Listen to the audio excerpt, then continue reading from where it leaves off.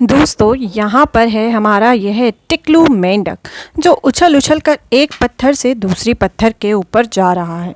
तो देखिए, जिस पत्थर पर अभी है उस पर एक नंबर लिखा है, यानी एक अंक, और इस पत्थर का अंक है 4।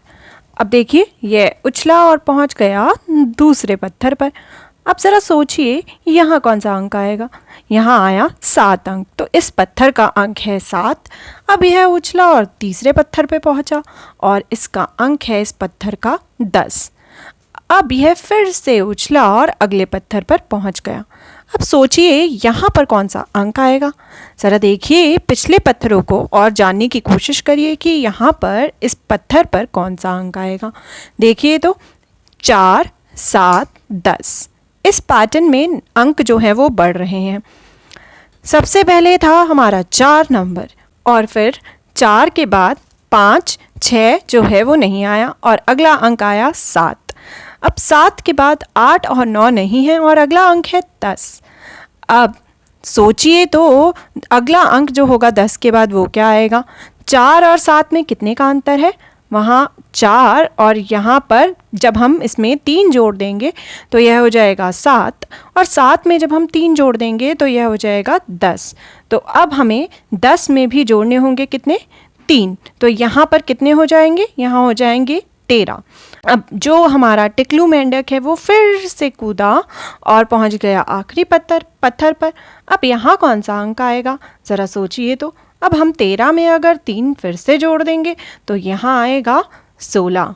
तो हमने सभी पत्थरों को अंक जो है वो दे दिए हैं, और उनमें सभी पत्थरों में एक पैटर्न फॉलो हो रहा है, और वो यह है कि हर पत्थर में 3 अंक जो हैं वो जमा हो रहे हैं, यानी 3+ हो रहे हैं। अब ज़रा देखिए, यहाँ पर है हमारा चिकलू खरगोश, और चिकलू खरगोश भी टिकलू मेंढक की तरह पत्थरों पर कूद रहा है, और इन पत्थरों में भी है एक पैटर्न। तो चलिए देखते हैं वो पैटर्न क्या है। तो जहाँ पर वो अभी है उस पत्थर का अंक है 5। अब वो फिर कूदा अगले पत्थर पर, और उसका अंक क्या है? 10। अगले पत्थर पर कूदा हमारा चिकलू खरगोश, और उस पत्थर का अंक है 15। अब वो फिर से कूदा। अब ज़रा बताइए, यहाँ कौन सा अंक आएगा इस पत्थर पर? ज़रा देखते हैं पीछे मुड़ के कि पीछे जो हैं वहाँ पर कौन से अंक हैं। 5 और 10 और 15। तो 5 में जब हमने जोड़े 5, यानी कि वो हो गए 10, और 10 में जब 5 जुड़े तो हो गए 15। तो अब 15 में हम अगर 5 जोड़ दें तो हमें इस पत्थर का अंक मालूम पड़ जाएगा। तो हमने 15 में 5 जोड़े तो आ गए 20, और अब वो कूद चुका है अगले पत्थर पर। और अब इसका अंक क्या होगा? अब 20 में अगर हम 5 जोड़ दें तो हमें इस पत्थर का अंक पता चल जाएगा। 20 में 5 जोड़े तो आ गए 25। तो हमें सारे पत्थरों के अंक जो हैं वो मालूम पड़ गए हैं।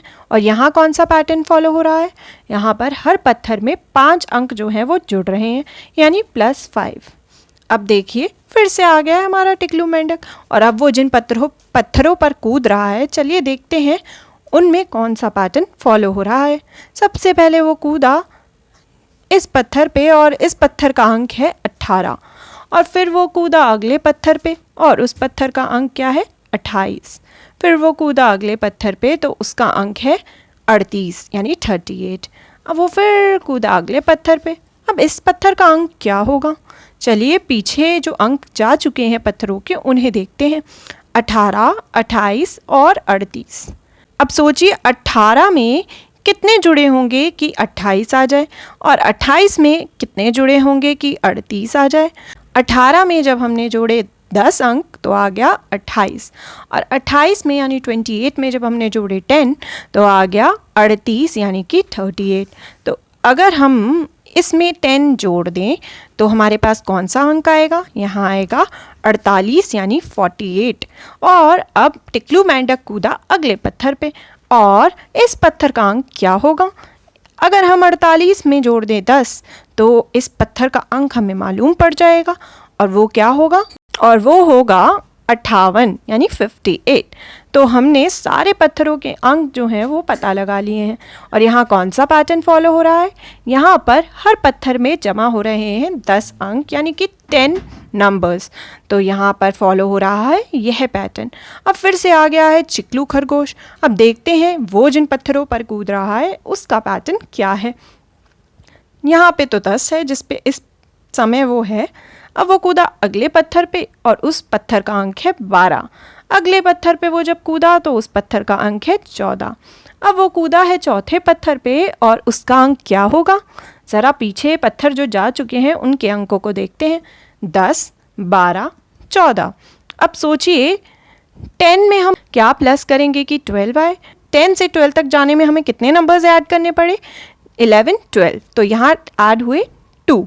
तो 10 में हमने जब जोड़े 2 अंक तो आ गया हमारा 12, और 12 में जब हमने 2 अंक जोड़े तो आ गया 14।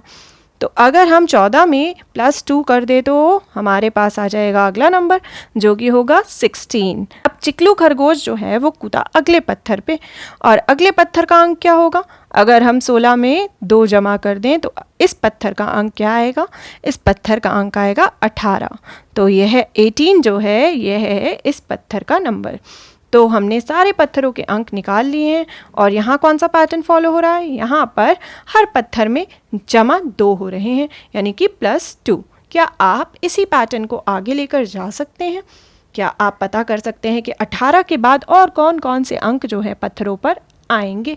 तो दोस्तों अपने आसपास देखना कि कहीं पर शायद कैलेंडर में आपने या फिर और कहीं पर आपने अंकों से बने पैटर्न देखे हों। तो हमने देखे अंकों से बने पैटर्न, नंबर पैटर्न। आप भी देखना आपने कहाँ पर अंकों से बने पैटर्न देखे हैं।